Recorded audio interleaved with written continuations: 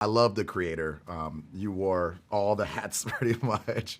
You did an amazing job on it. So, Thank you. is this a foreshadowing of the future that we could see with AI, or is it just creative storytelling? It was supposed to be creative storytelling. It was supposed to be just a load of made-up nonsense. And then it became quite real in the last few months or so. Like when I set out to do this, I was just using it as a device. I've always wanted to do a robot film.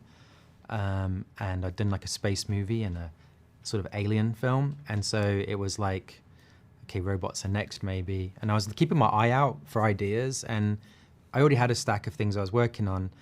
And a friend of mine, Jordan Voigt-Roberts, who did Skull Island, was in Vietnam because of that film and said, hey, come out and hang out and have a look around. And so I went out there. You can't go to Vietnam and not think of all these, well, from my perspective, my experience of the Vietnam War is through the movies like Apocalypse Now. So I was thinking of that kind of filmmaking, but picturing robots and everything. And I was just like, this is a film I've not seen before, and it feels like so right and interesting. And I just felt like if I don't go make this film, someone's going to beat me to it, and I'm going to be really jealous.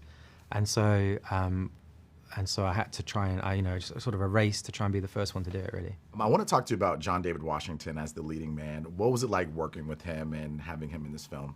I knew this was going to be a really, really hard film to make because we shot it in 8 different countries. We went to like the Himalayas and Buddhist temples and volcanic regions of Indonesia and 80 different locations in Thailand alone in like 40-degree heat and jungles and everything. And I was like, whoever I get as an actor, at some point they're going to snap and they're going to just walk off and we're never going to see them again because of what we're doing to them.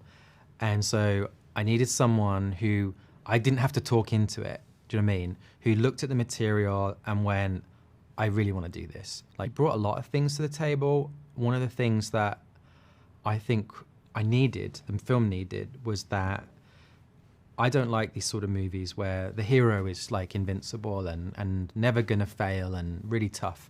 And I wanted someone where when the door closed and no one was looking, they weren't okay. There was nothing, they were not happy. They didn't want to be here. They weren't going to make it. And so it was important that we got someone who wasn't afraid to show all those cracks in the armor. And his other work had shown examples of this. And we talked a lot about what we did and didn't want to see in films and those sort of characters. And we were just totally on the same page. So I was like blessed that he wanted to do it.